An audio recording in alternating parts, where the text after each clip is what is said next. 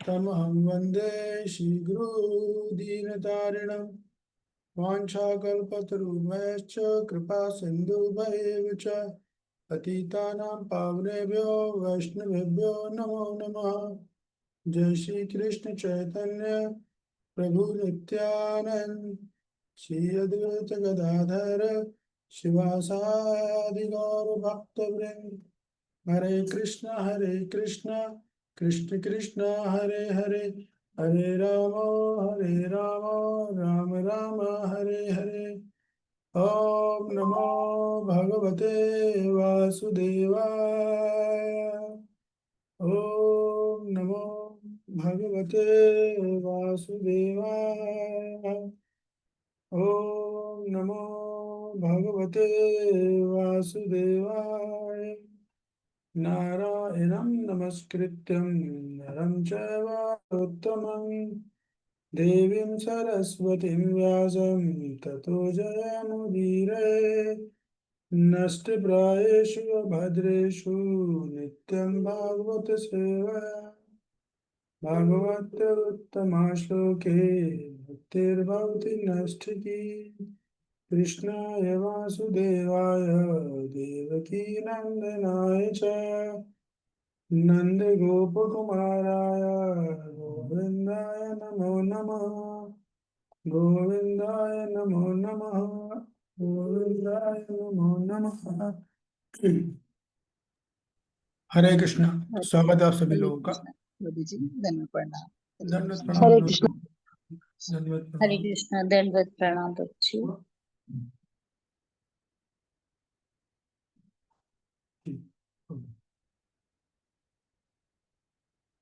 तो स्वागत है आप सभी लोगों का श्रीमद् भगवद गीता यथारूप अध्याय 15। यस, रिकॉर्डिंग स्टार्ट हुई है। अब अच्छा आप लोग ऐसे मेरे को मैसेज भेजते, 2-3 लोग एक साथ मैसेज भेजते रहा करो, धम धम, तो रिकॉर्डिंग मिस नहीं होगा। हम लोग चर्चा कर रहे थे अध्याय 15 की। आप लोगों को स्क्रीन पे दिख रहा है क्या भगवद गीता? यस प्रभु जी। दिख रही है? जी अब नहीं देख रही है प्रभु जी। मेरे को तो दिख नहीं रही है। अच्छा, एक मिनट। तो हम लोग चर्चा कर रहे थे, किसकी चर्चा चल रही है हमारी? कौन बताया क्या चर्चा चल रही है हम लोगों की? प्रभु जी, ध्यान योग पर चर्चा चल रही है, अध्याय 6। वो तो चल रही है, इसके अंदर क्या चल रही है? कल आपने प्रभु जी 6.10 पे चर्चा हुई थी, 11, 12, 13, 14 पे चर्चा हुई थी प्रभु जी। 14 तक श्लोक में चर्चा हुई थी। कोई बताया क्या चर्चा हुई थी? यस प्रभु जी, मैं कोशिश करूं। वो बोलिए ना, आप ये सब क्यों बोल रहे हैं? जी, चर्चा बताइए डायरेक्ट। यस प्रभु जी। प्रभु जी, आपने 6.10 में चर्चा करी थी। इसमें योग रोड की चर्चा हो रही है, और इसमें ये बताया था कि योग की साधना को अंदर और बाहर कैसे शुद्ध करना चाहिए। तो इसमें आपने 5 पॉइंट्स बताए थे कि योगी को चाहिए कि सदैव अपने शरीर और आत्मा को परमेश्वर में लगाए और एकांत स्थान में रहे, सावधानी के साथ अपने मन को वश में करे और आकांक्षाओं और संग्रह भाव की इच्छाओं से मुक्त होना चाहिए। ये 5 पॉइंट्स आपने मेजर पॉइंट्स बताए थे। और फिर आपने एक चीज और उसमें इम्पोर्टेंट पॉइंट ये बताया था कि किस प्रकार निर्विशेषवादी तथा ध्यान योगी की उपरेक्ष रूप से कृष्ण भावना भावित होते हैं। तो इसका क्या तात्पर्य है? तो इसमें ये बताया था कि भक्ति नहीं करेगा तो अपने को लक्ष्य को प्राप्त नहीं होगा, और आंशिक भक्ति करता है, नरम रुख अपनाते हैं। तो ये प्रभुपाद जी ने इसमें बताया था कि उसमें आपने जो मेजर पॉइंट इसमें लिया था। और अष्टांग योग के बारे में बताया था, यम के 5 नियम कौन से हैं। और इसमें आपने शाकाहारी, अहिंसावादी, सत्य, चोरी, ब्रह्मचार्य और वस्तुओं का संग्रह नहीं करना चाहिए। तो इसमें आपने ये बताया था, आज के टाइम में जो भी लोग अपने सेंटर तरह तरीके के खोल के बैठ जाते हैं, लेकिन वो इन चीजों के यम और नियम नहीं बताते हैं, और मतलब चीटिंग प्रोपेगेंडा अपनाते हैं। और नियम के 5 बताए थे: स्वच्छता, संतोष, तप करना, शास्त्र अध्ययन करना, और ध्यान, परमात्मा में ध्यान लगाना। फिर आसन है, फिर प्राणायाम है। ये योगा रुक्षु कहलाता है। इसको बोलते हैं अष्टांग योग भी बोलते हैं। इसमें ये बताया था आपने। और ठीक है, धन्यवाद। और कोई? सब लोगों की मेमोरी जागी हो। और का चर्चा हुआ था। सारंगनी योगिनी माता जी।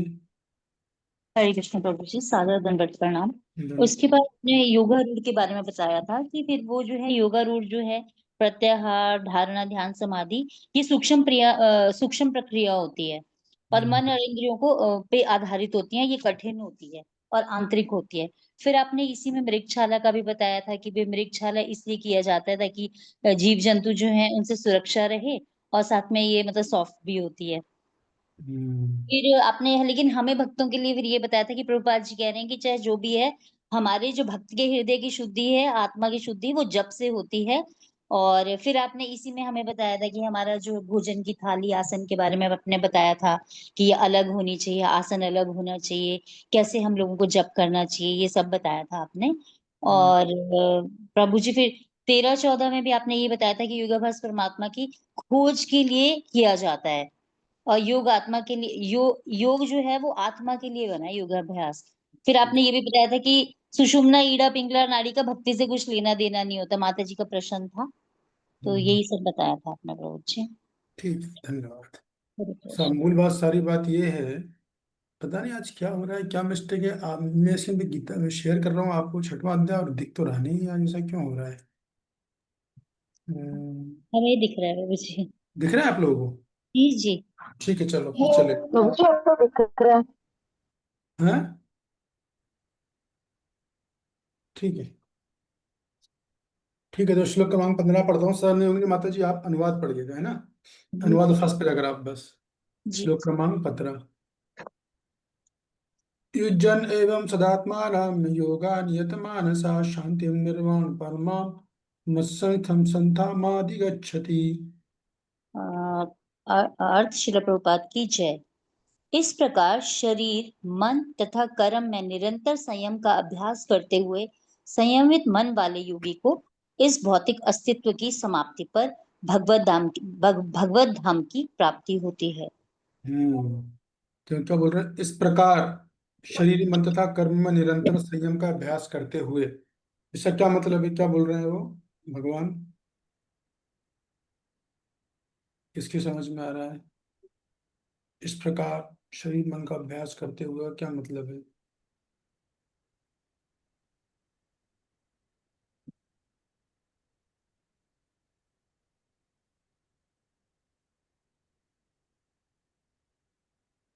बताइए प्रभु अमित प्रभु। प्रभु जी मैं कोशिश करता हूँ।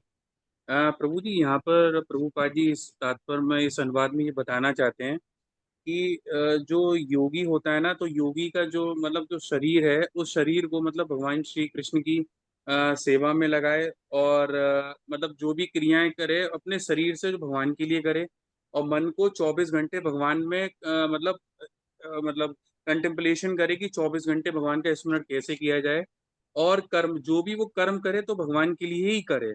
तो ऐसा वो निरंतर अभ्यास करता रहेगा, समियत मतलब उसका जो मन संतुलित हो जाएगा, तो वो ठीक निरंतर है। इसको प्रयास ठीक, ओके करेगा, ओके, रुक जाइए। भगवत धाम को प्राप्त होगा। रुक जाइए। तो ये सिंपल सी बात ये बताई जा रही है कि मैंने आपसे कहा था योगा, योगा अरुणा का लक्षण है ये। श्लोक क्रमांक 7, 8, 9, 10 श्लोक थे। तो भगवान इस श्लोक में बोल रहे हैं, अभी तक जो मैंने पहले बताया आपको, लिखा ना इस प्रकार। इस प्रकार का मतलब ये है कि अभी तक जो मैंने आपको बताया कि स्थान अलग हो, आसन की कंडीशन बताई, अष्टांग योगी की जीवन शैली बताई, उसकी मानसिकता बताई, यदि ऐसा वो करता है तो निश्चित वो क्या करेगा? मेरे धाम को प्राप्त करेगा, भगवत धाम को प्राप्त करेगा। तो भगवत धाम प्राप्त करने से क्या मतलब है? कहाँ जाएगा वो? उसे किधर जाएगा वो? हम्म? ब्रह्म ज्योति में लीन होगा वो। क्या? ब्रह्म ज्योति में प्रभु जी। क्योंकि यहाँ पे जो है, क्योंकि यहाँ पे अष्टांग योगी की बात हो रही है ना प्रभु जी। तो अष्टांग योगी ब्रह्म ज्योति में जाएगा? जी प्रभु जी। मतलब ब्रह्म ज्योति में नहीं, मतलब परमात्मा से मिलन ही होगा, यही बोलते हैं ये मेरे ख्याल से, जो ये अष्टांग योगी वाले ज्ञान योगी। ठीक है, तो आप लोग हाथ हटा दो, ठीक है ना। तो वो जो है, अष्टांग योगी असल में 4 तरह के होते हैं, वो भी आगे श्लोक में आकर तुम्हें बताऊंगा। मगर यहाँ पर तो ये बात हुई कि वो वैकुंठ लोक जाएगा। ठीक है, ये बात है। वैकुंठ लोक में जाएगा वो। और जिस परमात्मा का जिस रूप का ध्यान करेगा उस लोक में जाएगा, ऐसा होता है। और आगे आगे तो मैं बताऊंगा आप लोगों को। तो इस तरह क्या होगा, जो बताया था किस तरह से बताया था कि आसन ऊपर नहीं होना चाहिए, आसन जो ऊपर नहीं हो, नीचा नहीं हो, सर एकदम खड़ा हो, नाक सीधी हो, और स्वच्छ पवित्र स्थान हो, ये सब कंडीशन बताई थी। ये सारी चीज अगर वो करता है और ये करते हुए मन इंद्रिय और मन और इंद्रियों से परमात्मा का ध्यान करता है, हृदय में स्थित परमात्मा का, तो फिर वो जो है निश्चित रूप है कि वो जाएगा। ये बात भगवान बोल रहे हैं। तो देखिए अभी क्या है कि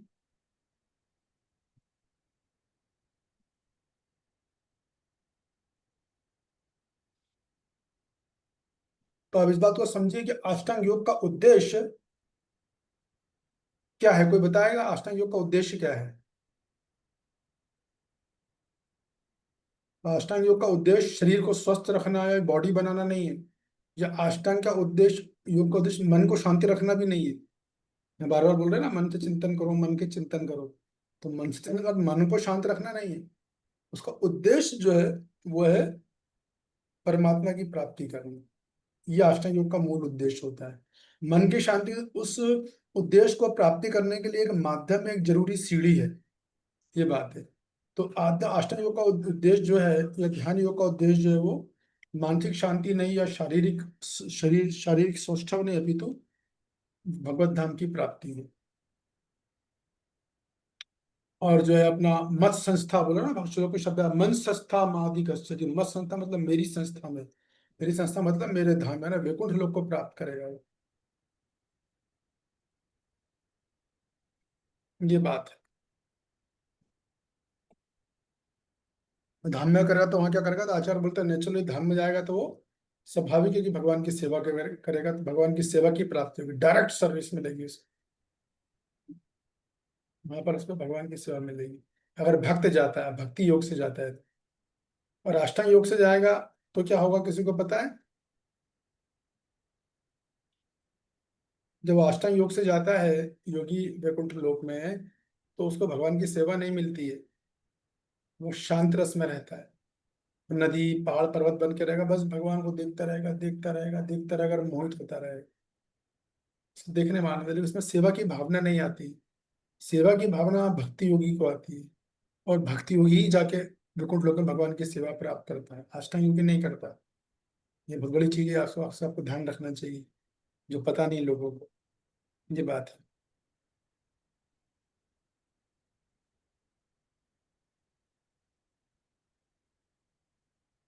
तो कुल मिला के बात है, भगवान श्री कृष्ण स्पष्ट करते हैं कि ध्यान योग का अंतिम लक्ष्य जो है वो यही है। अंतिम लक्ष्य परमात्मा की प्राप्ति है, और उससे पहले मन की शांति, आत्मा की शुद्धि जो है वो आवश्यक है, क्योंकि आत्मा की शुद्धि और मन की शांति जो है परमात्मा की प्राप्ति में सहायक होती है। और वास्तविक उद्देश्य तो ये परमात्मा साक्षात्कार। और परमात्मा का साक्षात्कार एक्चुअली भक्ति के बिना होता नहीं। ये मैं कई बार बोल चुका, थोड़ी सी भक्ति तब भी उन्हें करनी ही पड़ेगी अंत में। ये बात है। तो ये अष्टांग योग ऐसा है, इसको ऐसा समझिए कि अष्टांग योग का उद्देश्य क्या है। जैसे मान लो कोई छात्र है, सदन योग ने, माता जी अपना हाथ हटा लीजिए, आप रिमूव कर लीजिए, जो लोग हैं अपना हैंड रिमूव कर लें। तो हम ऐसे हटाऊंगा।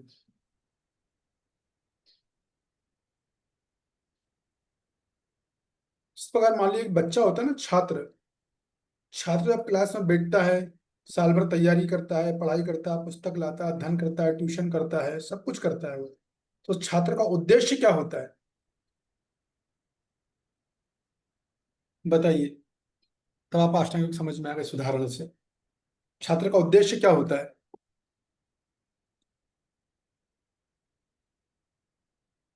ये शारदा जी बताइए। प्रभु जी, अच्छे मार्क्स लाने, लास्ट पेपर में क्या? अच्छे अंक प्राप्त करने। मतलब छात्र का उद्देश्य इसीलिए पढ़ता है ना, अच्छे अंक लाने, अच्छे अच्छे अंक मार्क्स लाने। लाने प्रभु जी। अच्छे जी अंक लाने। प्रभु। ओके, ठीक है। ये समित प्रभु बताइए, क्या उद्देश्य होता है छात्र का? प्रभु जी, छात्र का ये उद्देश्य होता है, जो उसने जो अपना लक्ष्य अपना जो है उसको उसको वो अचीव करने का प्रयास करता है, उसका ये तो उद्देश्य लक्ष्य क्या है?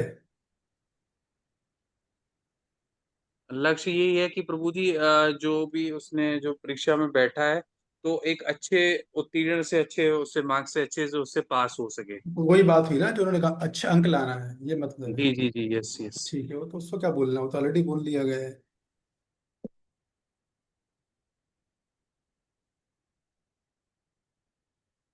ठीक है, देखिए हटा लिया आप लोग। सुनीता जी बताइए, उद्देश्य का उस छात्र का? हरे कृष्ण प्रभु जी, सादर प्रणाम। दादा प्रणाम। छात्र का उद्देश्य है कक्षा में प्रथम आना, और जो उसको आगे जो फ्यूचर में जो उसको जॉब के लिए या जो भी कुछ है उसके लिए उसको वो अपनी राह चुननी। ठीक है, अपना नोट। हाथ फैला दीजिए। छात्र का उद्देश्य अंक लाना, उत्तीर्ण होना, क्लास में फर्स्ट आना, ये नहीं है। नेक्स्ट क्लास में प्रमोशन होना। प्रभु जी नहीं, मैं वो भी नहीं बताऊं? है, वो भी नहीं है, मत बोलिए, इसलिए मैंने बोला था। छात्र का उद्देश्य ज्ञान अर्जित करना। उसी प्रकार अष्टांग योग जो कुछ है सब कुछ कर रहा है, जो भगवान बता रहे हैं, ये उद्देश्य नहीं है। इस श्लोक में यही तो भगवान बोल रहे हैं। जब तक जो भगवान ने बोला ना कि कैसे आसन रखना है, कैसे से बैठना है, नाक कैसी रखना है, कैसे पाना पा, जो कुछ उन्होंने बोला अभी योगा रूढ़ा के बारे में, उसका उद्देश्य है परमात्मा की प्राप्ति। ठीक है। अब चूंकि उसको ज्ञान अर्जित करना है, इसलिए छात्र इतनी मेहनत कर रहा है। तो अंक का भौतिक व्यवस्था कुछ ऐसी है कि वो मार्कशीट बताती है कि व्यक्ति कितना ज्ञान अर्जित किया है। यहाँ पे ऐसा माना जाता है इस जगत में, जबकि जरूरी नहीं हो सकता उसे अंक, किसी अंक कम हो, उसको उससे अधिक ज्ञान अर्जित किया हो। मैंने भौतिक व्यवस्था, भगवान की व्यवस्था ऐसी नहीं। तो वही बात है, जिस प्रकार छात्र का उद्देश्य अंक अर्जित करना नहीं है बल्कि ज्ञान को अर्जित करना, उसी प्रकार अष्टांग योगी का जो मूल उद्देश्य है वो परमात्मा प्राप्ति है।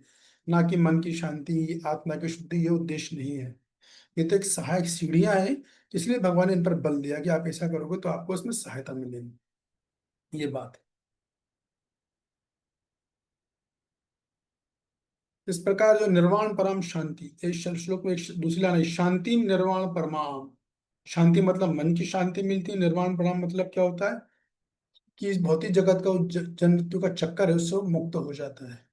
लेकिन ये दोनों इसका उद्देश्य नहीं, ना शांति उद्देश्य है मन की शांति, न निर्वाण परमाम। श्लोक देखो आप, दूसरी लाइन, शांति निर्वाण परमा मत संस्था में गच्छति। तीन चीजें बोलिए, शांति मन की शांति वो उद्देश्य नहीं है। निर्वाण परमाम, निर्वाण परमाम का मतलब होता है जन्म मृत्यु के चक्र से मुक्त होना। या बौद्ध धर्म वाले बोलते हैं निर्वाण हो गया मतलब शरीर का नाश हो गया। तो ये सब उद्देश्य नहीं है। उद्देश्य है मम संस्था में गच्छति, मेरे धाम में आना। ये बात महत्वपूर्ण है। ठीक है, ये मैं आप लोगों को बताना चाह रहा था। तो तात्पर्य प्रभुपाद जी बोलते हैं कि देखिए भाई, जो योगाभ्यास जो किया जाता है ना, वो भौतिक सुख सुविधाओं के लिए नहीं किया जाता है। जैसे मैं कल बता रहा था, तात्पर्य देखो प्रभुपाद जी वही बोल रहे हैं कि भौतिक सुख सुविधाओं के लिए नहीं है। शरीर को बनाना, फिर शरीर को बनाने के बाद उससे एंजॉय करना, वो सब नहीं है। इसका उद्देश्य तो केवल वही जो मैंने आपको बताया, परमात्मा प्राप्ति के लिए किया था। अभी कितने योगा सेंटर वाले ये बात बोलते हैं, कोई ये नहीं बोलने वाला है। एक मिनट होल्ड कीजिएगा। हैं? हाँ,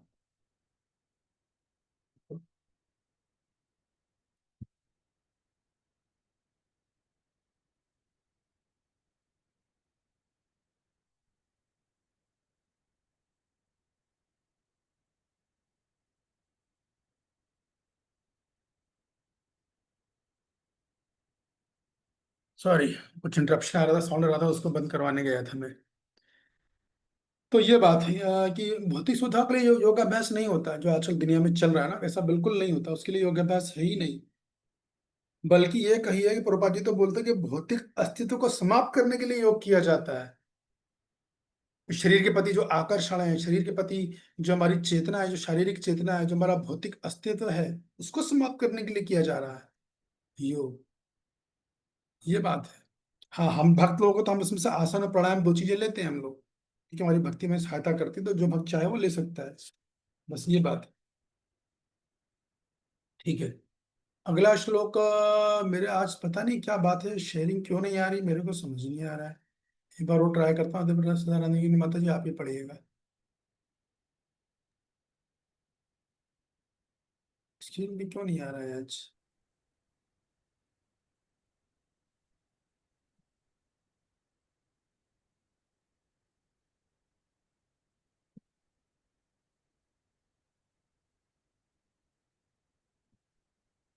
ठीक है, अगला श्लोक पढ़ते हैं। श्लोक क्रमांक 16 आपके पास है ना? जी जी प्रभु जी। न तस्न तस्तु योगे अस्तु न चेकांत मन अश्नता न चाति स्वप्नशीलस्य जागृतो नैव चार्जुन। हे अर्जुन, जो अधिक खाता है या बहुत कम खाता है, जो अधिक सोता है अथवा जो पर्याप्त नहीं सोता, उसके योगी बनने की कोई संभावना नहीं है। यहाँ पर बहुत अच्छी बात बोली है। देखो यहाँ पर कहते हैं ना, अति सर्वत्र वर्जयते, ये सीखने वाली बात है कि जो व्यक्ति बहुत अधिक खाएगा वो भी योग नहीं कर पाएगा।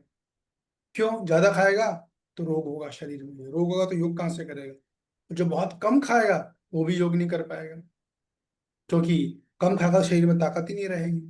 तो ना बहुत अधिक खाना चाहिए ना बहुत कम खाना चाहिए। कभी कभी भक्त लोग भी ये गलतियां करते हैं कि या तो खाना बहुत खाएंगे या एकदम कम खाएंगे। इस तरह के लोग बहुत मिलेंगे आपको जीवन में। हाँ, वृंदावन में भी एक माता जी थी, विदेशी माता जी, रशियन माता जी। वो हर एकादशी निर्जल रखती थी, टोटल। और निर्जल रखने के बाद, क्योंकि ऐसा बोला जाता है कि भाई आप निर्जल एकादशी रख रहे हो तो सेवाएं मत रोको, सेवाएं जो चल रही है वो चलनी चाहिए, इसको हम तो ऐसे ही बोलते हैं। तो वो सारी सेवाएं भी करती थी। वो करते करते वो दुबली पतली होने लगी। उन्होंने कई भक्तों ने बोला कि आप निर्जला मत रखिए, बोले नहीं मैं रख लूंगी, मैं रख लूंगी। ऐसा था उनका, और सेवाएं पूरी करती थी वो। एक दिन करते करते, एकादशी का दिन था, वो ड्यूटी रूम से बाहर आई और धम से गिर पड़ी। बहुत वो ऐसी गिरी कि बहुत जम के बीमार हुई। तो शरीर अंदर अंदर बहुत ज्यादा कमजोर हो गया। इसको बोलता अत्यधिक तपस्या करना। इसलिए प्रभुपाद जी ने हमको बड़ी सीमित तपस्या बोली है कलयुग में। कलयुग का माहौल ऐसा है कि हमको शुद्ध चीज खाने को कुछ मिल नहीं रही है, सब में केमिकल्स मिले, शरीर वैसे ही खराब है हम लोग। तो ऐसा नहीं कि तपस्या नहीं करनी, तपस्या करो मगर सीमित मात्रा में करो, संतुलन में करना चाहिए। एक्चुअली जीवन में ये जो श्लोक है पूरा संतुलन का ही खेल है। ये भक्ति योग पे ही प्रिंसिपल लागू है, सब पे लागू है, चारों योगों पे लागू है कि यदि आपको कोई भी योग करना, अगर वो योग में सफल प्राप्त करना, तो आपको संतुलित जीवन जीना आना चाहिए। हर चीज खाना संतुलन में खाओ, सोना भी संतुलन में। अभी अगले श्लोक में आएगा। तो हाँ, या इसमें आ गया सोने का भी, तो आ गया ना। अष्टता, अष्टता मतलब खाना। जो अधिक खाएगा तो भी योग नहीं कर पाएगा, कम खाएगा तो भी योग नहीं कर पाएगा। और स्वप्नशील मतलब सोना, तो अधिक सोएगा तो भी योग नहीं कर पाएगा, और कम सोएगा मतलब जल्दी जगेगा वो भी योग नहीं कर पाएगा। तो एक्चुअली जो सच्चा योगी होता है उसे पता होता है मेरे शरीर का कितना, मेरे शरीर की रिक्वायरमेंट है, कितने घंटे कितना खाने की रिक्वायरमेंट है मेरी, और कितना मेरे सोने की रिक्वायरमेंट है, वो पता होना चाहिए। ऐसा नहीं कि बहुत अच्छा खाना बनेगा तो जहाँ मान लो कि 6 चपाती खा जाओ तो 9 चपाती खा ली, ऐसा नहीं होता योगी का कभी। खाना अच्छा हो या खराब हो, वो उतने खाएगा जितना उसने अपना बना के रखा हुआ है। इसी सोने का है उसका। देखिए, खाने और सोने का सीधा संबंध है, इसको समझ लो आप। जी, व्यक्ति जिस मात्रा में खाता उस हिसाब से शरीर को विश्राम चाहिए रहता है। तो संतुलित मात्रा में खाओगे, संतुलित मात्रा में सो, ऐसा है। और संतुलन सबका थोड़ा थोड़ा अलग अलग हो सकता है, किसी का 6 घंटे, किसी का 6.25 घंटे, किसी का 6.5 घंटे। तो 6 से 6.5 घंटे का बहुत आइडियल माना जाता है, ये मतलब बहुत अच्छा स्टैंडर्ड है। जो 6 से 6.5 घंटे इसकी नींद 24 घंटे में होती है, मतलब बेस्ट है वो। और बहुत से बहुत करना, प्रभुपाद जी बोलते हैं अधिक नहीं हो रहा है, करते मतलब 7 घंटे। 7 घंटे से ज्यादा अगर आप सो रहे हो तो फिर आप योग के काल लायक नहीं हो। 7 घंटा मैक्सिमम प्रभात ने कल भी में अलाउड किया, 6 साढ़े 6 तो बेस्ट है एकदम। लेकिन ठीक, आधा घंटा की लिबर्टी और दी है, इससे ज्यादा नहीं। तो इसका मतलब ये है कि इससे ज्यादा कोई अगर व्यक्ति सो रहा है, उसका मतलब है उसको अपने डाइट पे विचार करना होगा। इसका मतलब है कि वो उस शरीर को आवश्यकता से अधिक भोजन दे रहा है, उतनी रिक्वायरमेंट नहीं है उसकी।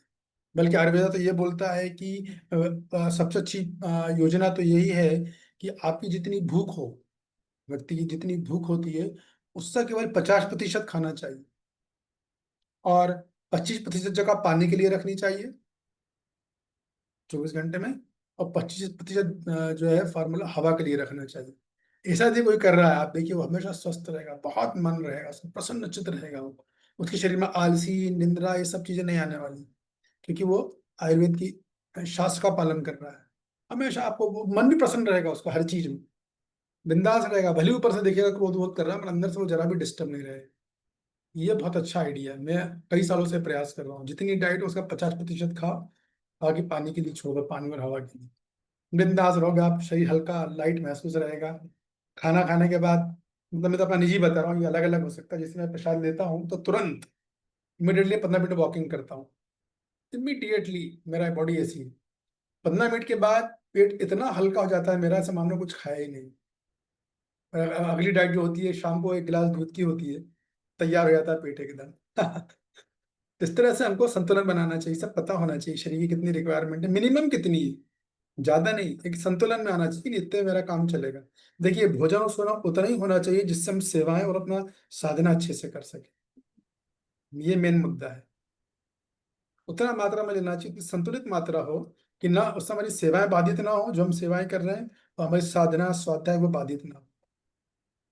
इसलिए देखिए जो लोग संतुलन मिलेगा आपको हमेशा फ्रेश मिलेंगे, हमेशा फ्रेश मिलेंगे। कभी कभार बाई चांस, कहाँ से आवाज आ रही है, कभी कभार बाई चांस कि सो नहीं पाए किसी वजह से तो अलग बात है, या कहीं किसी के घर पे गए और किसी ने बहुत ज्यादा ही जोर डाल दिया, कुछ एक आध कुछ ज्यादा खा लिया तो अलग बात है। मैं भक्तों से अनुरोध करूंगा जो लोग वीडियो ऑन कर सके तो अच्छी बात है।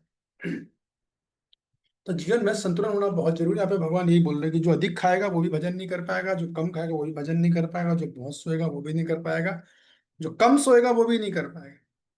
तो सीधा भगवान बोल रहे हैं उसकी योगी बनने की कोई संभावना नहीं, डिक्लेयर हो गया यहाँ पे ये बात। तो प्रभाई तात्पर्य में सीधे प्रसाद की बात आ गई तो आप सीधे प्रसाद को बोल रही है कि भैया तुम पापा च पंचात्म भुजनते तो तुम पापा च पंचात्म कारणात्, ये भक्त जो है कृष्णा प्रसाद खाता है, ऐसा बोल देंगे प्रभुपाद जी। और तात्पर्य पढ़ लीजिए पूरा है, एक बार सब लोग ध्यान से सुनिएगा, पढ़िए। यस प्रभु जी। तात्पर्य, यहाँ पर योगियों के लिए भोजन तथा नींद के नियमन की संस्तुति की गई है। अधिक भोजन का अर्थ है शरीर तथा आत्मा को बनाए रखने के लिए आवश्यकता से अधिक भोजन करना। मनुष्य को मांसाहार करने की आवश्यकता नहीं है, क्योंकि प्रचुर मात्रा में अन्न, शाक, फल तथा दुग्ध उपलब्ध है। ऐसे सादे भोज्य पदार्थ भगवत गीता के अनुसार सतोगुनी माने जाते हैं। मांसाहार को तमोगुणियों के मांसाहार तो तमोगुणियों के लिए है। अतः जो लोग मांसाहार करते हैं, मद्यपान करते हैं, धूम्रपान करते हैं और कृष्ण को भोग लगाए बिना भोजन करते हैं, वे पाप कर्मों का भोग करेंगे, एक क्योंकि मिनट रुक जाइए, 1 मिनट है। अब देखिए यहाँ पे कोई भी अष्टांग योगी या कोई भी योगी वो मद्यपान नहीं कर सकता, लेकिन मैं से योगी से मिला था वो मद्यपान करता था। वो क्या कुछ चीज होता है वो मद्यपान, मतलब योग मैं बोला ऐसा क्यों, बोला अरे तभी तो मन लगेगा, तभी तो मन परमात्मा में लगेगा। तो इस तरह की भ्रांत धारणियां लोगों ने बना रखी हैं, क्योंकि उनको नशा करना है तो जस्टिफाई कर रहे हैं।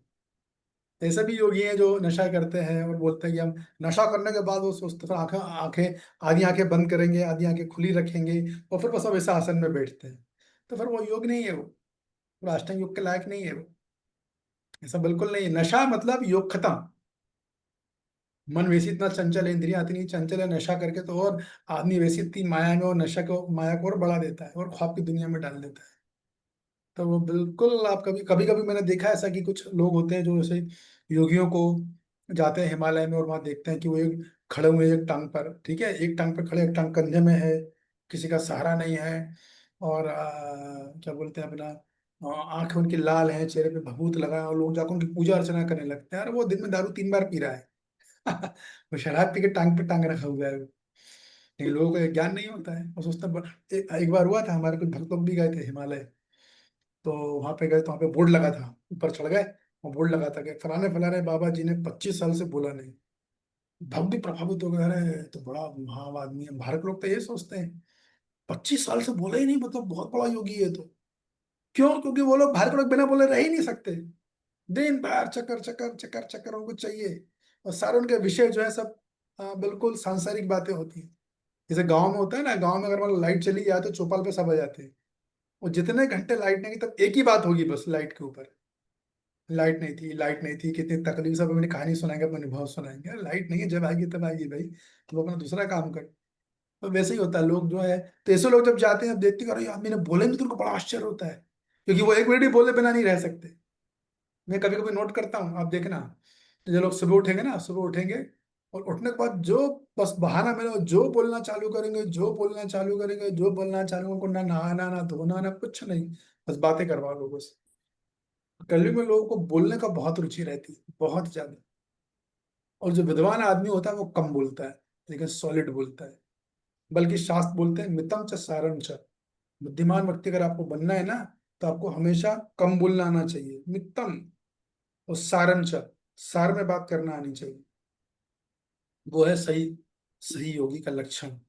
मितम च सारम च, कम शब्द में बोलो, सार तत्व में बोलो, कम से कम बोलो, उस बात में वजन होता है। लेकिन लोग क्या सोचते हैं, एक बात को जितना बोलेंगे, जितनी बार बार बोलेंगे, जितना इलोबरेट करके बोलेंगे उतना वजन आएगा। कोई वजन नहीं आने वाला, उससे उल्टा लोग जरा में समझ जाएंगे कि आदमी में दम नहीं है इसमें। बात में वजन जब आता है, जब हम बात को सार रूप में बोलते हैं, तब बात में वजन, तब लोग प्रभावित होते हैं। फिर जब पूछे आदमी विस्तार से, तब आप विस्तार से बताइए, नहीं तो नहीं बताइए। सबसे पहले सार तत्व में बात होनी चाहिए। मैं कई बार लोगों को बोलता, मैसेज भी देते हुए आप लोगों का फोन पे ही बात करते हो, क्या होगा, सबसे पहले डायरेक्ट टू द पॉइंट बात करो। डायरेक्ट मैसेज जो है वो उसमें बात करो। फिर जब अगला आदमी बोले तब डिटेल दो, जो डिटेल देने की जरूरत नहीं है। लोग आप खूब घंटों डिटेल दें, वो सार बोलेंगे ही नहीं।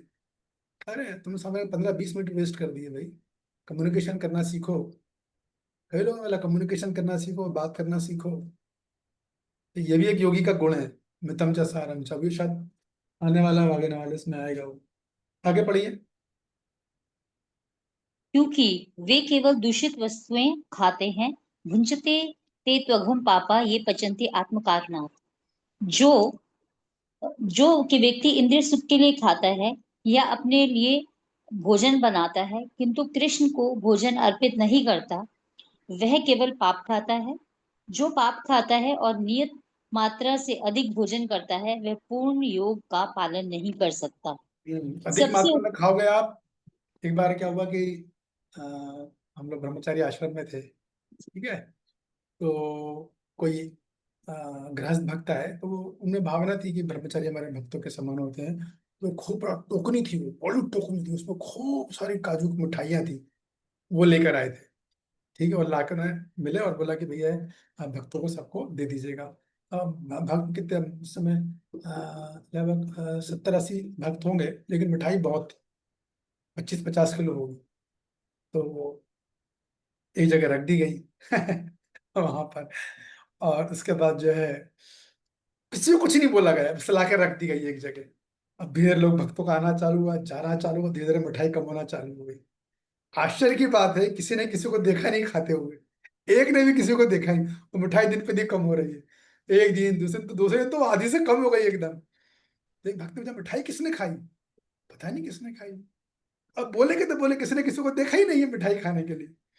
अच्छा, वहां सबको पता था कि काजू कतली जो मेरी फेवरेट मिठाई है, मेरे एक स्वीट फेवरेट हुआ काजू कतली। वो सब भक्त जो काफी भक्त को भी जानते थे, वो मेरे पास आए, बोले थी। मैंने कहा मैंने खाई, लेकिन मैंने केवल एक पीस खाया। मैंने बिंदास बोला। तो फिर एक क्यों खाया? मैंने कोई जरूरी थोड़ी है कि मैं मेरी फ्लोर तो मैं खूब सारी खा लूंगा। मैंने एक खाई, हाँ एक दिन में एक खाई है, एक दिन में खाई, दूसरे दिन में एक खाई। इसके बाद पता नहीं चला। फिर आखिरी में कुछ ऐसा हो गया, सब लोग चले गए लंच पे, फिर एक भक्त आया। और जिस ही दरवाजा खोला तो सबूत मिल गया। एक भक्त टोकरी लेके आराम से मुंह में दोनों हाथ से दबा के खा रहा था तो कहना, और हाँ मेन मुद्दा है कि जब जिन जिन लोगों ने खाई उतने दिन वो सुबह नहीं उठे, ये बात थी। वो मंगल आरती में नहीं गए फिर। तो समझ में आया कि इन लोगों ने खाई। वो बोला कुछ नहीं गया, खाने का मामला से बोला नहीं गया। लेकिन ये बात जो प्रभुपाद जी बोला, जो अधिक जितना खाता है उतना अधिक सोता है। अब ज्यादा खाओगे तो अधिक सोओगे। मिठाई भी अगर ज्यादा खाओगे तो नशा चढ़ता है, क्योंकि शुगर में नशा होता है। ज्यादा मिठाई अगर आपने खा ली है तो फिर आप सुबह नहीं उठ पाओगे जल्दी, निश्चित है एकदम। बिल्कुल। रात में खा ली, शाम को इस समय खा ली, अगर ज्यादा मिठाई खा ली तो सुबह तो भूल जाओ, उठ ही नहीं पाओगे आप, क्योंकि वो नशा करती है। और वैसे भी जो अधिक खा रहा है वो उठ नहीं पाएगा, उठ नहीं सकता वो। आगे चलिए। क्योंकि वे केवल दूषित वस्तुएं खाते हैं। Sorry, प्रभु जी। सबसे उत्तम यही है कि कृष्ण को अर्पित भोजन के उच्चिष्ट भाग को ही खाया जाए। कृष्ण भावना भावित व्यक्ति कभी भी ऐसा भोजन नहीं करता जो इससे पूर्व कृष्ण को अर्पित न किया गया हो। अतः केवल कृष्ण भावना भावित व्यक्ति ही योगाभ्यास में पूर्णता प्राप्त कर सकता है। ना ही ऐसा व्यक्ति कभी योग का अभ्यास कर सकता है जो कृत्रिम उपवास की अपनी विधियां निकाल कर भोजन नहीं करता है। हाँ रुक जाइए। तो देखिए, ना तो कृष्ण भक्त है, प्रभुपाद जी क्या उम्मीद हम बता रहे हैं कि ना बहुत अधिक खाना है, और फालतू को पास भी नहीं करना है। आज मंगलवार का पास है, सॉरी आज सोमवार का पास है, आज गुरुवार का पास है, आज ये शुक्रवार का पास है, ऐसे है। नए नए कृष्ण भक्ति में आते हैं, मैंने अच्छे तो पास ही रख लिए उन्होंने 4-5, वो भी नहीं करना, आप भजन नहीं कर पाओगे, कोई अष्टांग वाला अष्टांग योग नहीं कर पाएगा। तो इसलिए बड़ा थोड़ा दिमाग चाहिए, संतुलन चाहिए, बुद्धि चाहिए। सोचिए बातें भगवान को बतानी पड़ रही, अन्य शरीर की फास्टिंग भी नहीं करनी चाहिए, बेकार शरीर खराब होगा उससे। इसलिए सारा काम संतुलन में होना चाहिए, ये बात है। तो प्रभा जी खुद बोल रहे, कृत्रिम फास्टिंग मतलब अन्य शरीर की फास्टिंग, अपने मन से नियम बना लिए, आज इस दिन व्रत रखेंगे, आज इस दिन रखेंगे। नहीं, हमें 2 एकादशी मिल गई, बहुत है हमारे लिए। और तिरुभाव का दिवस होते थे, भक्ति विनोद ठाकुर थे, कल तो हमने उनका व्रत रखा था डिसिप्लिन डे पे, बस। ये लिमिटेड फास्टिंग होती है। आगे पढ़िए। कृष्ण भावना भावित व्यक्ति शास्त्रों द्वारा अनुमोदित उपवास करता है, ना तो वह आवश्यकता से अधिक उपवास रखता है, ना ही अधिक खाता है। इस हाँ, प्रकार वह तो हम लोग कौन सा पास रखते हो, शास्त्र अनुमोदित है वो रखेंगे भाई, आपको थोड़ी ना मन से रखते रहेंगे। 16 सावन रख लिए, श्रावण सोमवार रख लिए, अब वो शुक्रवार का होता है। नहीं, हम शास्त्र अनुमोदित, शास्त्र मतलब ये भी अनुमोदित है शास्त्र से, ऐसा नहीं है जो व्रत है, लेकिन कर्मकांड सेक्शन में आते हैं हम। मतलब जो शास्त्र, जो हमारे वैष्णव सिद्धांत है, वैष्णव शास्त्र है, उसके अनुसार हम लोग व्रत व्रत रखते हैं, कि हमारा लक्ष्य विष्णु को प्रसन्न करना है ना, उतना रखते हैं हम लोग। नरसिंहदेव चतुर्दशी पे व्रत रखते हैं हम लोग, जन्माष्टमी पे रखते हैं, राधाष्टमी पे रखते हैं, नित्यानंद त्रयोदशी पे रखते हैं, ऐसे व्रत रखते हैं, राधाष्टमी पे रखते हैं। राधाष्टमी तो 12 बजे तक रहता है बस, 12 बजे 12 बजे तक रखेंगे। जबरन की फास्टिंग नहीं करनी चाहिए कि 3 बजे तक रखना है, ना 12 है ना 12, ये मतलब। आगे चलिए। इस प्रकार वह योगाभ्यास करने के लिए पूर्णता योग्य है। जो आवश्यकता से अधिक खाता है वह सोते समय अनेक सपने देखेगा, अतः आवश्यकता से अधिक सोएगा। मनुष्य को प्रतिदिन 6 घंटे से अधिक नहीं सोना चाहिए। जो व्यक्ति 24 घंटों में से 6 घंटों से अधिक सोता है वह अवश्य ही तमोगुणी है। तमोगुणी व्यक्ति आलसी होता है और अधिक सोता है। ऐसा व्यक्ति योग नहीं साध सकता। देख रही है, 6 घंटे मिनिमम है। यहाँ प्रभुपाद जी लिखा नहीं, 6.5 घंटे ही प्रभुपाद जी ने बोला है, 6 साढ़े 6 घंटे, ये एक आइडियल है एकदम, ये संतुलित है एकदम। इतना ही सोना चाहिए, तो उसके हिसाब से खाना होना चाहिए। इससे ज्यादा अगर आप खा रहे हो, सो रहे हो, तो मतलब प्रभुपाद जी बोले तमोगुणी व्यक्ति है। और तमोगुणी व्यक्ति वो योग कर ही नहीं सकता। तो वो भोजन को संतुलित मात्रा में आना बहुत जरूरी है। ठीक है, और कौन पढ़ेगा, और कोई पढ़ सकता है? इसके पास भगवत गीता है, आज मैं शेयर नहीं कर पा रहा हूँ स्क्रीन पे। प्रभु मेरे पास है, मेरे पास है प्रभु जी। और शारदा जी बोल रहे हैं? जी प्रभु जी। ठीक है, श्लोक क्रमांक 17 आप पढ़ना। 18 जो है पर वो नीता जी पढ़ेंगी।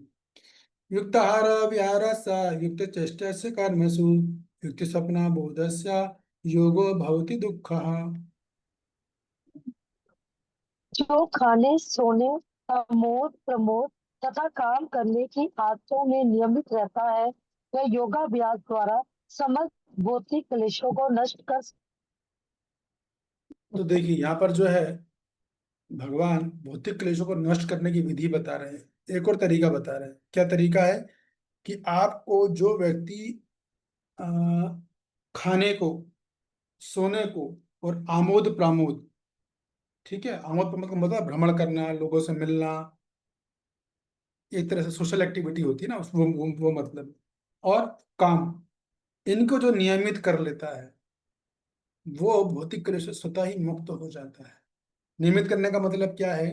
कि ना बहुत ज्यादा, ना बहुत कम। तो उसका एक रेगुलेशन होता है कि मेरे को, जैसे मान लो कि खाना है, तो बस मैं इतना ही खाना खाऊंगा, ये मेरा टाइम है, समय भी फिक्स्ड है उसका, उसकी मात्रा भी फिक्स्ड है। अब चाहे फेवरेट बने या नॉन फेवरेट बने, जैसा भी बने, मेरा इतना है, मैं इतना ही खाऊंगा। सोने का है, मैं इतने घंटे ही सोऊंगा। भ्रमण भी करने आना है, लोगों से मिलना है, तो मिलना भी फ्रिक्वेंसी रखता है, किसी से हफ्ते में 1 दिन मिलेगा, किसी से 2 हफ्ते में 1 दिन, किसी से 4 दिन, इस तरह से रेगुलेशन में जीते हैं भक्त। जो अच्छे भक्त होते हैं वो हमेशा रेगुलेशन में जीते हैं। रेगुलेशन लाइफ में ना बहुत जरूरी है। रेगुलेशन वाला व्यक्ति सफल हो जाता है, उसकी सारी लाइफ सिस्टमेटिक चलती है। आप लोगों से बात करो, उनके पास बात करने का समय नहीं, क्यों? क्योंकि बोलते हैं बिजी हूँ। इसका मतलब है कि आदमी ऑर्गेनाइज नहीं है प्रॉपरली। बिजी का या तो वो पूरी तरह फालतू है, वो फ्री है एकदम। क्योंकि बिजी का मतलब क्या है? बिजी का मतलब ये है कि उस आदमी के पास सबके लिए समय है, तब तो वो बिजी है, तो बिजी का है क्या वो? लेकिन उसका प्लान होता है, रेगुलेशन होता है। भक्त लोग करते हैं ऐसा, किसी को कॉल करना हफ्ते में 1 दिन करें, किसी को 2 दिन, किसी को हर क्रिया में ऐसे ही रहता है, हर चीज में रेगुलेशन होता है। इसलिए वो सारे काम कर जाते हैं। कुछ कार्य को पर डे करने वाले होते हैं, कुछ कार्य जो है हफ्ते में 2 दिन, कुछ काम हफ्ते में 1 दिन, कुछ काम हफ्ते में 2 हफ्ते में 1 दिन, कुछ 3 हफ्ते में 1 दिन, कुछ महीने में 1 बार। इस तरह से रेगुलेशन बनाए जाते हैं। तो खाना पीना सोना काम क्रिया अमोद प्रमाद ये सब जो रेगुलेशन में बना के रखता है। रेगुलेशन मतलब क्या बोलूं, हिंदी में शब्द मुझे ध्यान नहीं आ रहा, क्या होगी रेगुलेशन की हिंदी, कोई बता सकता है? नियमितता। हाँ, इस कार्य का नियमितता में जो करता है वो अभी बहुत अच्छे से अपने सारे भौतिक क्लेशों को नष्ट कर लेगा, शारीरिक बीमारियां भी खत्म कर लेगा, मानसिक क्लेश भी नष्ट कर लेगा। बहुत सूक्ष्म पॉइंट है ये। जो मन के क्लेश है वो भी नष्ट कर लेगा वो। उसे पता है मुझे कौन सा काम करना है और कब करना है, बहुत ज्यादा व्यथित उतावलापन नहीं होता उसमें, प्लानिंग से काम होता है उसका, रेगुलेशन चलता है उसका हर चीज। तो ये सब काम जो है ऐसे हम इस तरह सुनने से इस सब चीजों से आते हैं। पढ़िए तात्पर्य पढ़िए। खाने सोने रक्षा करने तथा मैथुन करने में जो शरीर की आवश्यकताएं हैं, अति करने से योगाभ्यास की प्रगति रुक जाती है। जहाँ तक खाने का प्रश्न है, इसे तो प्रसादम या पवित्रीकृत भोजन के रूप में नियमित बनाया जा सकता है। भगवद गीता के अनुसार भगवान कृष्ण को शाक फूल फल अन्न दुख आदि भेंट किए जाते हैं। इस प्रकार के कृष्ण भावना भावित व्यक्ति को ऐसा भोजन न करने का स्वतः प्रशिक्षण प्राप्त रहता है। जो मनुष्य के खाने योग्य नहीं होता या कि सतोगुणी नहीं होता। जहाँ तक सोने का प्रश्न है, कृष्ण भावना भावित व्यक्ति कृष्ण भावना अमृत में कर्म करने में निरंतर सतर्क रहता है। अतः निद्रा में वे व्यर्थ समय नहीं गवाता। अव्यर्थ कालतमम कृष्ण भावना भावित व्यक्ति अपना 1 मिनट का समय भी भगवान की सेवा के बिना नहीं बिताना चाहता। रुक शायद जाइए, वे कम रुकिए, से कम सोता है। रुक जाइए। तो देखिए अभी तक जो ठीक है। पहला पैराग्राफ था उसमें प्रभुपाद जी ने किसके बारे में बोला? खाने और खाने के बारे में बोला कि भाई जो कृष्ण भक्त वो शाक फल अन्न दूध खाएगा, मांस इत्यादि नहीं खाएगा। और ये तो पिछले श्लोक में बोला कि भगवान को भोग लगा के ही खाएगा, ठीक है ना। और इसके बाद प्रभुपाद जी बोल रहे हैं अव्यर्थ कालत्व। कृष्ण भावना भाई व्यक्ति अपना 1 मिनट का समय भी भगवान की सेवा के बिना नहीं बिताना चाहता। तो ये किस किस ऊपर से श्लोक से किस किस चीज को लिया है, किस विषय के संदर्भ में बोल रहे हैं, ये बताना चाहेगा? श्लोक देखिए, अनुवाद देखिए।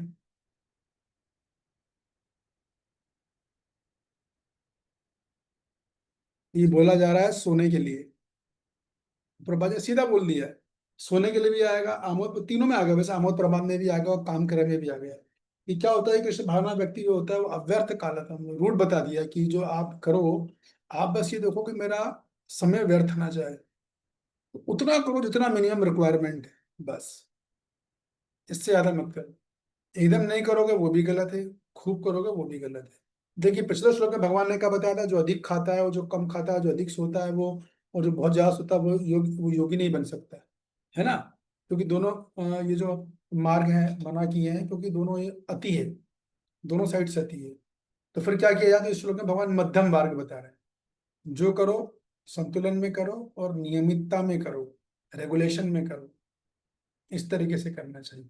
तो खाना सोना भ्रमण करना काम करना इन सब की नियमितता होती है, रेगुलेशन होता है, तब जाके व्यक्ति सफल योगी बन पाएगा। नहीं करेगा तो भी फेल हो जाएगा, बहुत करेगा तो भी फेल हो जाएगा। सीधा तरीका ये है कि रेगुलेशन बनाए खुद से, नियम मुझे ये क्रिया इस तरह से इस से करनी है, तब जो है वो अपने और बाकी का समय बचाएगा वो, क्योंकि नियमितता बनाई है तो समय को फिर वो भगवान की सेवा में लगाएगा। ये बात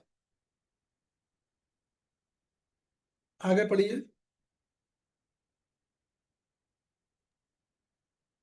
आगे इसके पढ़िए। आदर्श श्री रूप गोस्वामी है जो कृष्ण इसके आदर्श श्री रूप गोस्वामी है जो कृष्ण की सेवा में निरंतर लगे रहते हैं और दिन भर में 2 घंटे से अधिक नहीं सोते थे और कभी कभी तो उतना भी नहीं सोते थे।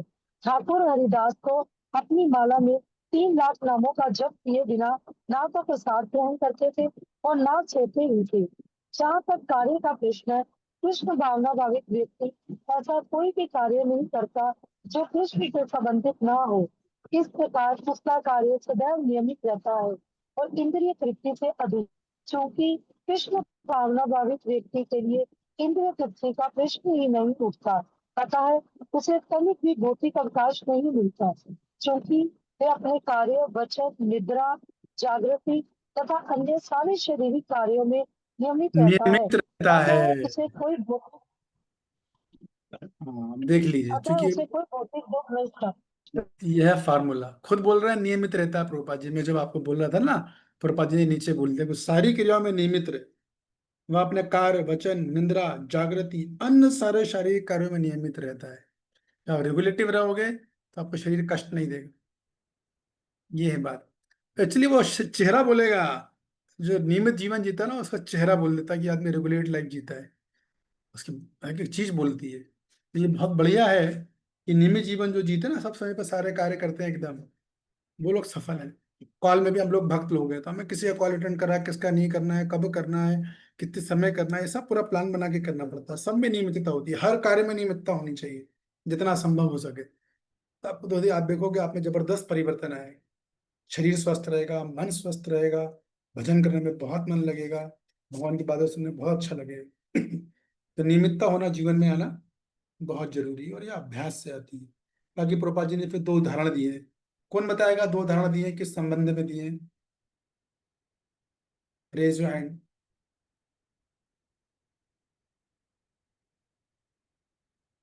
अरे बताइए डॉक्टर नीता जी। हरे कृष्णा प्रभु जी, शादी प्रणाम प्रभु जी। हाँ, इसमें हरिदास ठाकुर के बारे में जो बताया गया है कि वो मतलब जब तक अपना पूरा कंप्लीट नहीं कर लेते थे जपा, तब तक वो सोते नहीं थे। तो तब तक वो खाते नहीं थे। हाँ, खाते भी नहीं थे और मतलब जो है प्रसादम भी नहीं लेते थे, और जब तक वो सोते भी नहीं थे, मतलब पूरा वो कंप्लीट जब तक अपना साधना नहीं कर लेते थे, हरिदास ठाकुर के बारे में। हाँ हाँ। तो कितने नाम लेते थे वो? 3 लाख बार। 3 लाख नाम लेते थे। यस। दूसरा उदाहरण कौन बताएगा? रुक जाइए, वो देखता हूँ मैं। 2 उदाहरण दिए हैं उसमें। यस, नवदा भक्ति माता जी बताइए दूसरा उदाहरण क्या दिया है? दूसरा उदाहरण दिया प्रभु जी शील रूप गोस्वामी प्रभु जी का, जो कि भगवान की सेवा में निरंतर लगे रहते थे और 2 घंटे जो है वो अपना विश्राम किया करते थे, और कभी कभी वो भी नहीं किया करते थे। तो फिर आप क्या करोगे पढ़ने के बाद? आपका प्रेरणा लेते हो उससे? प्रयास तो करते हैं प्रभु जी, पर यह है कि हम 6 घंटे तो लेते ही हैं। हाँ, तो मैं ये इससे भी बता रहा हमारा हूँ, शरीर ही नहीं उठता। ये सुन के ऐसा नहीं सोचना चाहिए चलो मैं भी अब 2 घंटे सोऊंगा। नहीं, ऐसा नहीं। हम इनसे, इनकी नकल नहीं करनी चाहिए कभी। ये बहुत महान हस्तियां हैं, तो आध्यात्मिक जगत से आई हुए लोग शारीरिक चेतना में है ही नहीं। तो हम लोग जो है बस इससे प्रेरणा लेते हैं और अपने स्तर को बढ़ाते हैं। ये इसलिए मैंने बात पूछा आपसे, उसकी सुन के ये भी आती है कि उनको देख के हम भी ऐसा नियम बना ले। हम भी जब तक जो चौसठ बला नहीं करेंगे तो खाना नहीं खाएंगे। नहीं, हम मर जाएंगे, कुछ नहीं होने वाला। तो हमें अपने शरीर को, अपनी परिस्थितियों को देख के हिसाब से अपना नियम बनाना चाहिए। हाँ, ये है कि अपने आप को, मेन बात ये है कि बहुत कंफर्टेबल झूम में भी नहीं रखना चाहिए कि नहीं भैया आराम से होगा। नहीं, वो भी सब भजन करेंगे, वो भी गलत है, वो भी नहीं करना है। और अपने आप को पैनिक जोन में भी नहीं रखना है। तकलीफ हो रही है, शरीर मन डिस्टर्ब हो रहा है, फिर भी कर रहे हैं, नहीं। तो अपने आप को ना आप कंफर्टेबल जोन में रखो ना पैनिक जोन में रखो। तो किस में रखो? उसे बोलते हैं स्ट्रेच जोन। रबड़ होती है, रबड़। रबड़ का उतना खींचो जितना वो खींच जाए, बस। छोड़ देना वो भी गलत है, और जरूरत से ज्यादा खींचोगे तो रबड़ टूट जाएगी, वो भी गलत है। इसको बोलते हैं संतुलन बनाना, बैलेंस में काम करना। ठीक है, धन्यवाद। अगला श्लोक, अगला श्लोक कौन पढ़ेगा? किसका नाम लिया था मैंने? हरे कृष्णा प्रभु जी। अच्छा, आप पढ़ोगे, ठीक है, जी। पढ़िए। यदा विनीयतं चित्त आत्मनेनावतिष्ठते निस्पृहा सर्वकामेभ्यो युक्त इच्छते तदा। हरे कृष्णा। जब योगी योगाभ्यास द्वारा अपने मानसिक कार्यकलापों को वश में कर लेता है और अध्यात्म में स्थित हो जाता है, अर्थात समस्त भौतिक इच्छाओं से रहित हो जाता है, तब वह योग में सुस्थिर कहा जाता है। हम्म। तो क्या होगा? योगी जब अभ्यास करता है तो कहता है मानसिक कार्यकलापों को वश में कर लेता है। कौन बताएगा ऐसे क्या मतलब है मानसिक कार्यकलापों को वश में कर लेता है?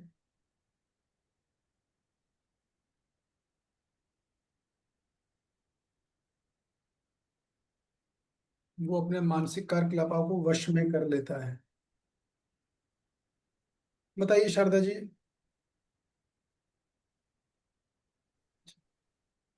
हरे कृष्ण प्रभु हम्म। जी, मतलब सारे काम होंगे वो कृष्ण की सेवा से संबंधित होंगे, कृष्ण करिएगा कृष्ण जितने भी उसके कार्य होंगे क्या? आवाज कृष्ण के स्पष्ट नहीं। लिए होंगे। उसके मेरे- उसके जितने कार्य होंगे ये होंगे। आ नहीं रही प्रभु जी? हरे कृष्णा प्रभु। आवाज आपकी टूट रही है, मुझे तो सुनाई नहीं दे रही हरे स्पष्ट रूप से। कृष्णा प्रभु जी। बोलिए। ठीक है। बताइए। नीलांचल माता जी बताइए। हरे कृष्णा प्रभु जी, आपको दंडवत प्रणाम। प्रभु जी, प्रणाम मुझे माता ऐसा जी। लगता है कि वो अपने माइंड को ऐसी ट्रेनिंग दे लेता है कि वो भक्ति में निपुण हो जाता है। उसका माइंड जो है वो उसके डिसिप्लिन्ड हो जाता है। भक्ति में डिसिप्लिन्ड, और चीजों में डिसिप्लिन, एक डिसिप्लिन्ड माइंड को हम बोल तो सकते सही बात है, मन जो उसका वश में हो जाता है, अनुशासन में रहता है मन उसका। किसका? अष्टांग योगी का। अष्टांग योगी की बात हो रही है यहाँ पे। भक्ति योगी का भी ऐसा, अगर वो उससे वो भी, उसको भी इस स्तर पे आना चाहिए, क्योंकि इस स्तर पे आके मन को अनुशासन में रखना बहुत जरूरी है। जब मन अनुशासन में आ जाएगा तब जाके आप आगे की भक्ति में आगे बढ़ोगे, आगे की स्टेजेस पार करोगे। तो मन पूरी तरह नियंत्रण में आ जाता है, वश में आता है, उसका अनुशासन में आता है। एकदम बड़ा अच्छा शब्द यूज किया है उन्होंने माता जी ने, डिसिप्लिन। अनुशासन में आता है वो एकदम। और क्या करता है वो? और फिर इसके बाद वो आध्यात्म में स्थित हो जाता है। आध्यात्म में स्थित हो जाता का क्या मतलब है? कौन बताएगा?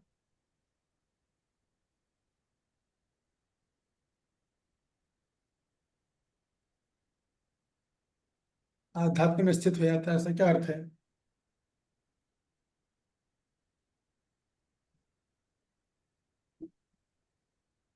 बताइए अमित जी।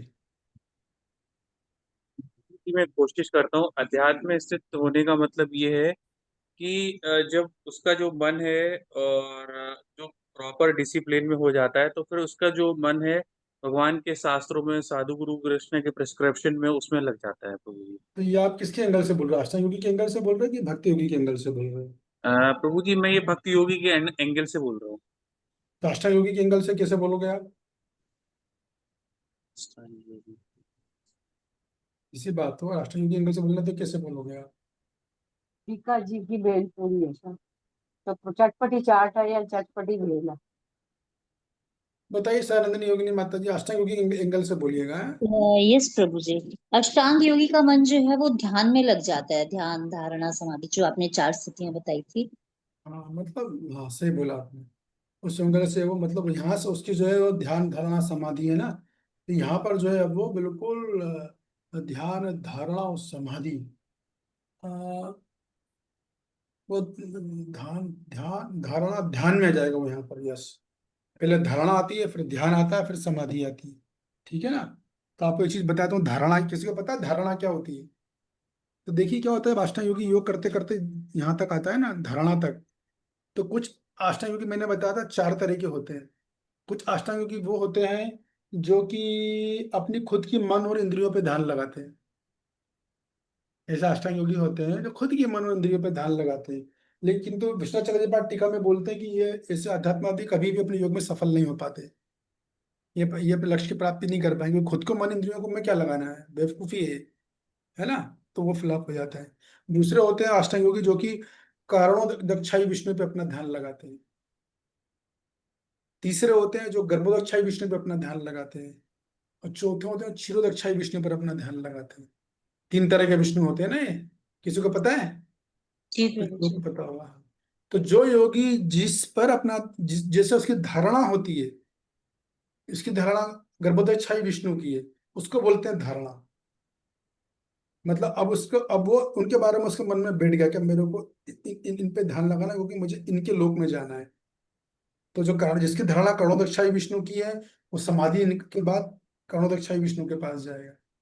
और जिसकी धारणा गर्भोदक्षाई विष्णु की है, वो समाधि के बाद करुणोदक्षाई विष्णु में जाएगा। इसी तरह गर्भोदक्षाई विष्णु ये होता है। इस तरह से योगी लोग जो जाते हैं। धारणा मतलब विचारधारा या कंसेप्शन बोलते हैं अंग्रेजी में, या अवधारणा। उसी की अवधारणा है परम सत्य के बारे में, तो उसकी अवधारणा है भैया करुणोदक्षाई विष्णु। तो वहां वो, तो अब उसका ध्यान यहाँ पे लग गया है। ठीक है ना? तो अब आध्यात्म पे स्थित हो गया है। इसके बाद फिर समाधि होगी।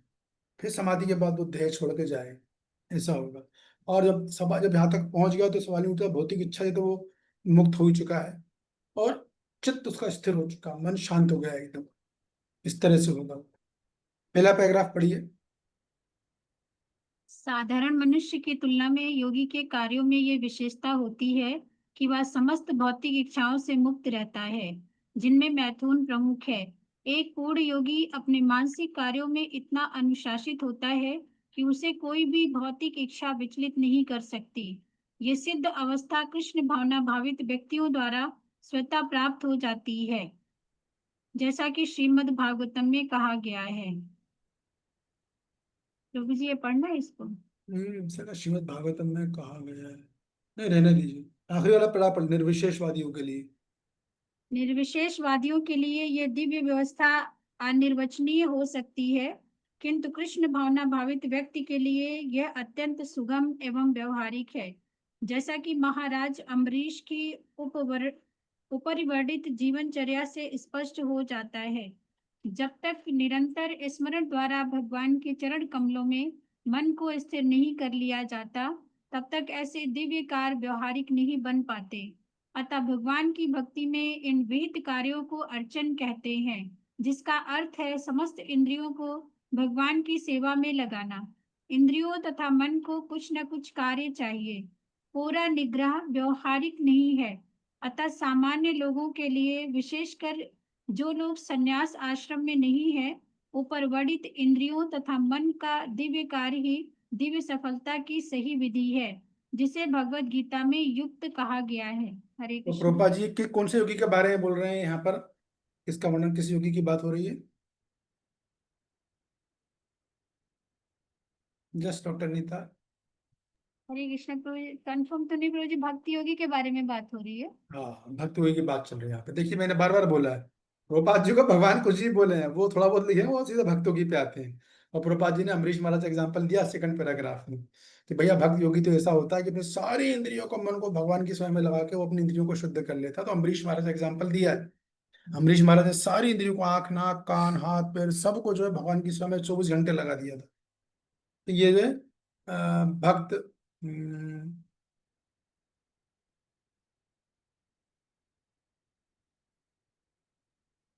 भक्त योगी का लक्षण होता है कि वो अपनी सारी, मन, प्रभुपाद जी बोलते हैं कि भैया अष्टांग योगी को भले ही सब कुछ करना पड़ रहा है, लेकिन हमारे भक्त योगी तो मन इंद्रियों को नियंत्रित नहीं करते। वो लोग तो नियंत्रित करते हैं, वश में करते हैं, हम नियंत्रित नहीं करते। हमारा जो पद्धति है वो नियंत्रित करने की नहीं है। हमारी पद्धति क्या है?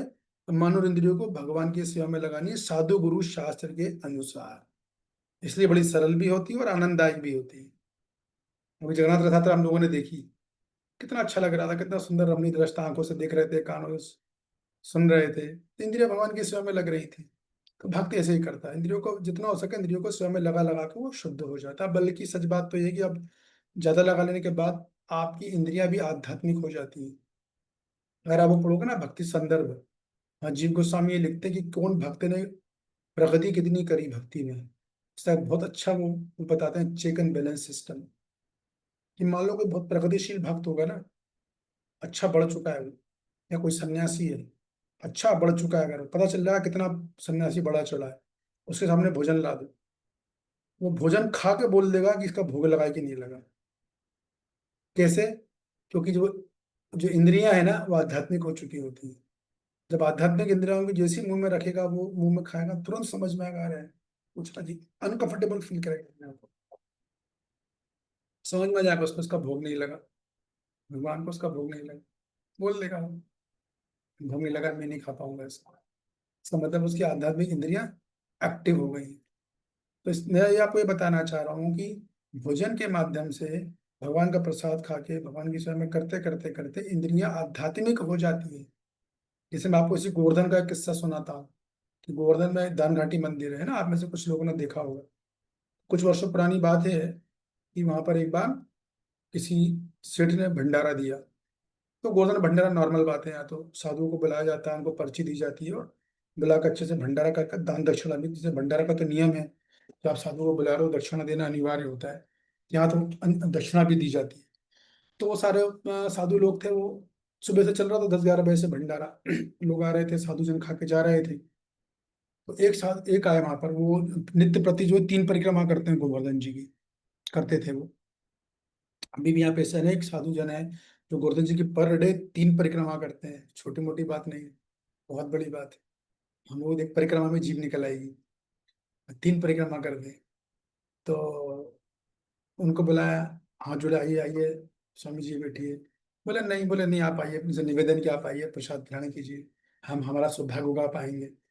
उनको बिठाया गया, वो बैठे, और वो जो पत्तल पत्तल लगाया गया, पानी रखा, फिर प्रसाद चालू है करके, दाल चावल चटनी सब्जी पूरी। उन्होंने बोला खाइए, यजमान ने बोला देखो ये भी नियम है, मेहमान की अगर आप करने जाते हो तो जब तक यजमान ना बोले खाना नहीं चाहिए। तो यजमान का कर्तव्य है कि मेहमान को बोले लगाने के बाद कि आप प्रारंभ कीजिए। जब उन्होंने अनुमति दी कि आप खाई, तो उसने खाया, उसने तुम्हारा थोड़ा मुंह में रखा, मुंह में रखना बोला अनकंफर्टेबल हो गया भाई एकदम। उसने इधर देखा उधर देखा, सब लोग आराम से खा रहे हैं, उसने थोड़ा नाक वाक में रखा, और फिर मुंह का जो हिस्सा था उसने एक दोने में पन्नी में डाल दिया। वो कुल्ला बुल्ला उठ गया, वो कुल्ला बुल्ला किया और जाने लगा। तो बोला अरे अरे, लोगों लगा क्या बात है, जा क्यों रहे हैं? तो बोला अरे बाबा जी आप नाराज क्या, आप प्रसाद क्यों ले रहे? बोले नहीं, मैं मुझे इस खाने में मांस की बदबू आ रही है, ऐसा बोला उन्होंने। जब बोला मुझे मांस की बदबू आ रही है, तो वो तुम सब शौक हो गए। अरे बाबा जी आप ये कैसी बात कर रहे हो, तुम मंदिर है भाई, मंदिर में भगवान को भोग लगाते हैं हम लोग, यहाँ तो कहीं मांस फटक नहीं सकता, बहुत पवित्र जगह है, यहाँ तो ऐसे लोग ही नहीं है जो मांस खाते हैं, कैसे मांस आ गया? उसने बोला माफ कीजिएगा, और मुझे तो मांस की बदबू आ रही, तो मैं क्षमा चाहता हूँ। लेकिन मैं नाराज नहीं, उसने बोला हमको कल लगा ऐसा नहीं कि नाराज हुए हैं कभी कभी। तो उन्होंने कहा नहीं नहीं हम नाराज बिल्कुल नहीं, क्योंकि बाबा जी का साधु का नाराज होना भी अच्छा नहीं माना जाता, उससे अमंगल भी होता है। तो उन्होंने बोला नहीं नहीं मैं बिल्कुल नाराज नहीं हूँ, आप चिंता मत कीजिए, मैं जा रहा हूँ, बस मेरे को ऐसी बदबू आ रही से करके वो चले गए, उठ के चले गए। तो ये बात धीरे धीरे पहुंची हेड व्यवस्थापक तक। भैया बाबा जी आए थे और वो ऐसा बोल रहे हैं कि इसमें तो मांस मिला हुआ है, मांस की खुशबू आ रही है। सवाल है, ये तो कोई किचन में जाकर देखेगा ही नहीं, कॉमन सेंस, ऐसी ऑर्डर ही नहीं करते, ये चीज मिलती नहीं है यहाँ पर, तो गोवर्धन में तो दुकान तक नहीं है, तो कैसे आ गया क्या हुआ? तो जो बहुत बड़ा हेड था उसका थोड़ा दिमाग चला, तो उसने बोला उसको बुलाओ, यजमान को, यजमान मतलब जिसने जो है भंडारा दिया था, उसको बुलाया जाए। वो आया, तो उससे पूछा कि तुम काम क्या करते हो? तब उसने बोला कि भैया मैं तो जो है बकरे बेचने का काम करता हूँ। हाँ, इसलिए बाबा जी ने सही बोला था। तो देखो मैं आपको ये बताना चाह रहा हूँ कि जब भक्ति, हमारा भक्ति का प्रोसेस ऐसा है कि जितना अधिक हम इसे भगवान की सेवा में लगाते हैं मनोरंजनियों को, तो हमारी इंद्रियां आध्यात्मिक हो जाती है। जो हमारी आध्यात्मिक इंद्रियां वो जागृत हो चुकी होती है। अभी हमारी इसे हम बोलेंगे नाक, ये नाक तो भौतिक इंद्रिय है। आध्यात्मिक इंद्रिय क्या है, उसे बोलते हैं घ्राणा, मतलब अंदर जो है वो सूंघने की शक्ति, वो तंतु है, वो जागृत हो जाती है। हमारी सारी इंद्रियां आध्यात्मिक और भौतिक दोनों है, ऐसा है। जो आंख दिख रही है तो भौतिक है, अंदर जो देखने की शक्ति वो आध्यात्मिक है। इस तरह से वो भगवान और इंद्रियों को लगा के रखोगे तो आध्यात्मिक हो जाती है। जैसे कि लोहे के राड को अग्नि में रखोगे तो वो जो है लोहा बन जाता है, ये बात है। ठीक है, किसी का कोई प्रश्न अभी किसी को पूछना है?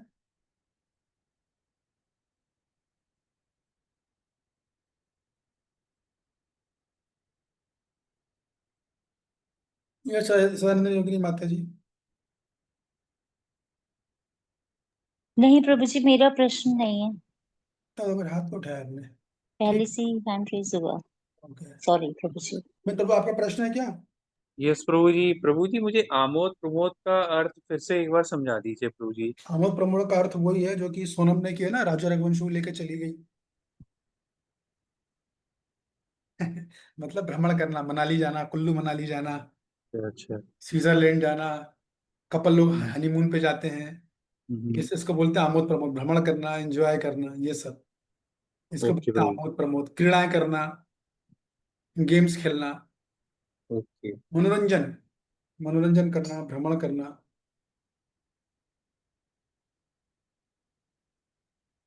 ठीक है प्रभु जी, थैंक यू प्रभु जी।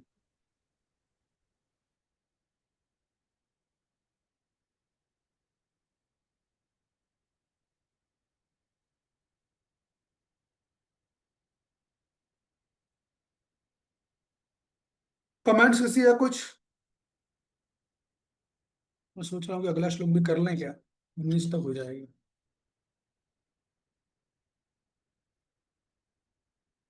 यस प्रभु जी, कर लेते हैं।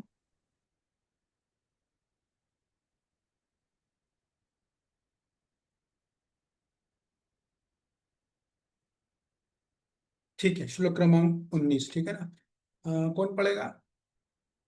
किसी के पास भगवत गीता है अभी? अरे सर, ये बात है, आप तो पढ़ चुके हैं, प्रभु आप भी पढ़ चुके हैं, आपके अलावा न भक्ति माता ये पढ़ चुकी, जिसने नहीं पढ़ा वो हाथ उठाए। प्रभु जी मैंने नहीं पढ़ा। मैं पढ़ा, ठीक है, कोई बात नहीं, आप तो पढ़ते रहते हो। और कोई है? अच्छा ठीक है। मैं पढ़ूँ प्रभु जी? आपने नहीं पढ़ा नवदा भक्ति माता जी? नहीं प्रभु जी, नहीं ठीक पढ़ा है, मैंने पढ़िए श्लोक क्रमांक 19, छोटा सा एकदम। जी। यथा दीपो निवातस्थो नेगं गन्ते सोपमा स्मृता योगुनिय चित्तस्य युज्यन्तो योगा आत्मना। हरे कृष्ण प्रभु जी, धन्यवाद प्रणाम। जिस प्रकार वायु रहित स्थान में दीपक हिलता डुलता नहीं, उसी तरह जिस योगी का मन वश में होता है वह आत्म तत्व के ध्यान में सदैव स्थिर रहता है। तात्पर्य, पढ़ूं प्रभु जी आगे? जी। कृष्ण भावना भावित व्यक्ति अपने आराध्य देव के चिंतन में उसी प्रकार अविचलित रहता है जिस प्रकार वायु रहित ध्यान में एक दीपक रहता है। हरे कृष्ण। बड़ा अच्छा उदाहरण दिया, कितना सुंदर उदाहरण दिया है भगवान ने। किसको समझ में आया? कौन एक्सप्लेन करेगा इसको? लेकिन संक्षिप्त में करना है।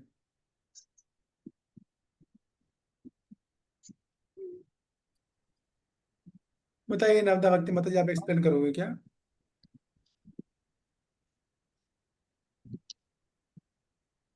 या स्वानंद योगिनी माता जी बोलिए।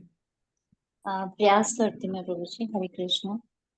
मतलब यहाँ पे प्रभुपाद जी कह रहे हैं कि जैसे अगर हम किसी भी दीपक को जहाँ पे हवा नहीं चल रही है तो बिना हिले डुले वो जलता रहता है, इसकी तुलना किए कि उसी प्रकार जो योगी जिसने अपना सब कुछ वश में कर लिया है वो उसको वो फिर बाहरी जो भौतिक चीजें हैं उनसे वो डिस्टर्ब नहीं होता, और उसका मन अपने जो मतलब क्योंकि अष्टांग योगी की बात हो रही है तो उसका जो है मन अपने जो लक्ष्य की ओर, जैसे अपने जैसे भक्त का जो है अपने भगवान की तरफ ध्यान लग जाता है, और जो ज्ञान योगी है उसका भी मतलब ध्यान लग जाता है अपनी इंद्रियों से, और ये भाई आमोद प्रमोद इनसे हट करके एक चित्त होकर उसका ध्यान लग जाता है, कंसंट्रेशन हो जाती है, कहने का अर्थ है। हाँ, तो क्या होता है, देखिए ऐसा है कि पहले बात करें नियमितता की, रेगुलेशन की, तो इसको समझिए ऐसा कनेक्शन। देखिए कभी कभी लोग क्या करते हैं, जैसे मान लो एग्जाम्पल ही समझाता हूँ। मान लो कोई शराबी है, रोज शराब पीता है। अब वो भगीरथ क्लास में बैठेगा, उसे इंस्पिरेशन आएगा, आज से शराब बंद, अब नहीं पीऊंगा। एक दिन चलेगा, 2 दिन चलेगा, 3 दिन चलेगा, फिर जब पिएगा तो पूरा 3 दिन का कोटा बराबर कर ले। सिगरेट वाले का बोलेंगे, आप प्रचार कर बोलो सिगरेट बंद कर दो, सिगरेट बिना स्वास्थ्य के लिए हानिकारक है, आज से सिगरेट नहीं पीऊंगा। एक दिन भी 1 घंटा खींच ले तो बहुत बड़ी बात है, और 1 घंटे में सारी बराबरी भी कर लेगा वो। तो कहने का मतलब ये देखिए, जो रूप गंध स्पर्श है या जो भौतिक सुख की चाह है, ये तुरंत रोकना बहुत बिल्कुल फ्लॉप आइडिया है, एकदम फ्लॉप आइडिया है। कई लोग करते हैं, जैसे वो मैंने कई बार एग्जांपल दिया, 9 दुर्गा होती है, 7 दिन जैसे तैसे टेंशन में रहकर हेडिक करके वो लोग शराब नहीं पीते, मांस नहीं खाते, बस 7 दिन।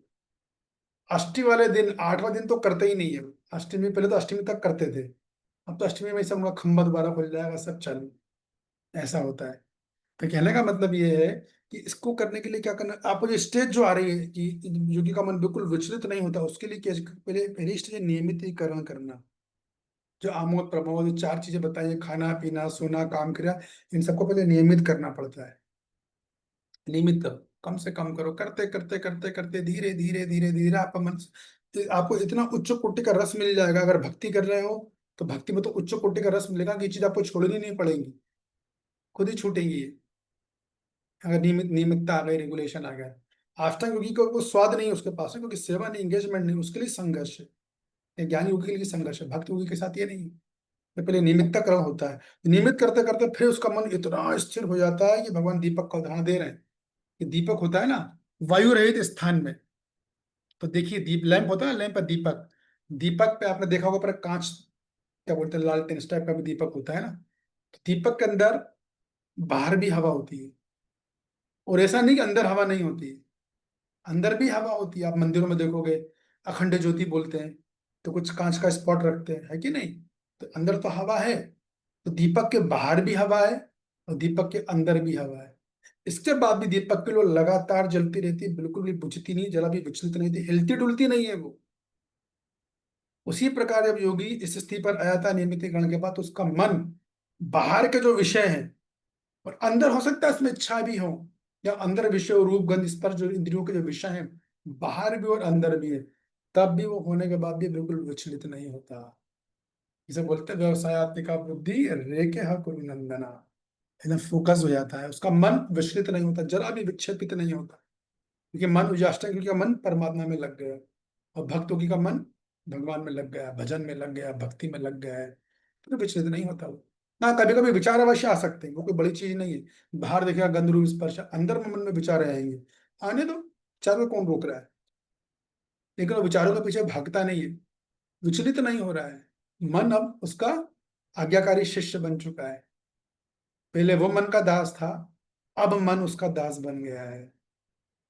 अब मन या तो बोलेगा ही नहीं, बोलेगा भी तो वो सुनेगा नहीं, उल्टा मन को वो आदेश देगा। तो इसका मतलब है कि जब ऐसा योगी जब होता है, चाहे वो किसी भी पात्र से आया हो, तो उसका मन इंद्रिय विषयों को देखकर विचलित बिल्कुल भी नहीं होगा, ना अंदर से इंद्रिय विषय अंदर भी हो, ना मन से चिंतन करेगा, वो बाहर भी है तभी वो विचलित नहीं हो। मतलब सांसारिक आकर्षण से वो पूरी तरह मुक्त हो चुका होता है। जिस प्रकार लो बाहरी हवा से और अंदर की हवा से जरा भी फड़फड़ाती नहीं है, हिलती नहीं है, स्थिर रहती है एक जगह, उसी प्रकार इस अष्टांग योगी का मन एकदम परमात्मा में स्थिर हो जाता है। ये बात है।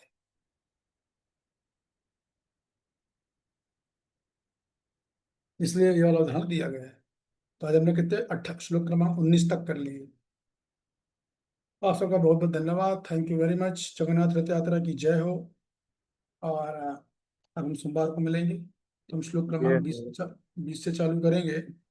तो अगर मैं भूल जाऊँ तो आप लोगों से कोई मुझे मैसेज करके याद दिला दीजिएगा कि श्लोक क्रमांक 20 से करना है। 20, 21, 22, 23 चारों श्लोक एक साथ में है। तो मैं सोच रहा हूँ सोमवार। प्रभु जी 1 मिनट, जगन्नाथ यात्रा की महिमा बता दीजिए प्रभु जी, 1 मिनट टाइम। जगन्नाथ रथ यात्रा का मूल पर्पस बस ये होता है कि जगन्नाथ जी जो है अपना बीमार हो जाते हैं, तो बीमार होते हैं तो उसको ले एक जगह एक कमरे में उनको पहले स्नान कराया जाता है जगन्नाथ जी को। स्नान करने का जगन्नाथ जी को बुखार आ जाता है, तो उनको एक जगह रखा जाता है। उस जगह को क्या बोलते हैं, किसी को पता है जहाँ जगन्नाथ जी जाते हैं? जाते हैं प्रभु जी, गुंडीचा, नहीं गुंडीचा नहीं, मंदिर। नहीं, गुंडीचा। गुंडीचा मार्जिन तो मंदिर की साफ सफाई होती है, लेकिन जहाँ वो रहते हैं स्नान के बाद उन्हें बुखार आ जाता है ना। अन्नवासर तो खैर नहीं, मैं भी भूल रहा हूँ उसको, 3 अक्षरों का नाम है उसका। तो वहां रहते हैं वो, फिर बुखार से ठीक हो जाते हैं वो, तब फिर वो बाहर निकलते हैं। और जगन्नाथ जी, एक रथ जगन्नाथ जी का, एक बलदेव जी का, एक सुभद्रा जी का रथ होता है। इनका मूल लक्ष्य केवल ये होता है कि देखो भाई, साल में एक दिन दुनिया भगवान का दर्शन करने जाती है, इस दिन भगवान खुद अपना दर्शन देने आते हैं, ये बात बोली जाती है। और जगन्नाथ जी ये दर्शन देते हैं। और जगन्नाथ जी को ऐसा माना जाता है कि जगन्नाथ जी को ये सब जगह यात्रा में निकलती हैं तो आपको कुछ भोग लगाने की जरूरत नहीं है। जगन्नाथ जी की इतनी बड़ी बड़ी आंखें, बस उनकी दृष्टि से भोग लग जाता है। और लोग, आप जैसे कि जाओगे कई शहर है बड़े बड़े, वहां पर जब रथ यात्रा निकालते हैं इस्कॉन मंदिर वाले, तो सारे दुकानदार अपनी, कोई आइसक्रीम पार्लर हो रहा है वो सारे आइसक्रीम में काउंटर खोल देगा, फ्रूट्स वाला फ्रूट से काउंटर खोल देगा। लुधियाना में आप कभी जाना, वहां तो फेमस है इसके लिए, जितने दुकानदार रास्ते में सब ने पूरा काउंटर खोल देंगे, फल वाला फल खोल देगा। वो कुछ भोग नहीं लगना है, बस जगन्नाथ जी निकलेंगे, दूर से दृष्टि पड़ रही है और प्रसाद मिल गया, और लोगों का खाना चालू, कोई शरबत दे रहा है, कोई आइसक्रीम दे रहा है, कोई भोजन दे रहा है, बहुत जबरदस्त दे रहा है। और जगन्नाथ जी के प्रसाद की महिमा जगन्नाथ जी से भी ज्यादा है। जगन्नाथ जी के चावल होते हैं, तो जगन्नाथ जी के चावल के बारे में ऐसा कहा जाता है कि जो चावल का एक दाना खा लेता है, प्रतिदिन खाता है, तो जगन्नाथ जी खुद उसका चार्ज अपनी जिंदगी में ले लेते हैं, केवल चावल खाने से। ये जगन्नाथ जी की महिमा है। तो जगन्नाथ जी वो तो कृपालु दपालु भगवान है, वो आदमी की हर तरह की इच्छा भी पूरी करते हैं और खुद दर्शन देने आते हैं। मेन कॉन्सेप्ट ये है। और ऐसा भी माना जाता है कि जीवन में कम से कम व्यक्ति को एक बार जरूर जगन्नाथ रथ यात्रा की जो है, उनकी रथ यात्रा में रस्सी को खींचना चाहिए। जरूरी नहीं कि पूरी जाके खींचे, जहाँ पर भी आसपास इस्कॉन में कई जगह शहर होते हैं तो वहाँ जाना चाहिए, प्रणाम करना चाहिए, नमन करना चाहिए। अभी हम लोगों ने देख लिया लाइव, क्योंकि हमारा बहुत बड़ा सौभाग्य था। उस टाइम में ये सोच रहा था कि देखिए कितना बड़ा सौभाग्य कि हमें वहीं से दर्शन होगा, हमारा प्रणाम माता जगन्नाथ जी ने ले लिया। जो जगन्नाथ जी कृपा, जगन्नाथ जी की लिस्ट, जगन्नाथ की निगाह हम पर पड़ गई, वही बड़े मंगलमय है। ये जगन्नाथ जी की महिमा है। ठीक है। थैंक यू प्रभु जी। ओके, हरे कृष्णा, आप सबका बहुत बहुत धन्यवाद। हरे कृष्ण प्रभु जी, जय दंडवत गुरु। प्रणाम। हरे कृष्ण।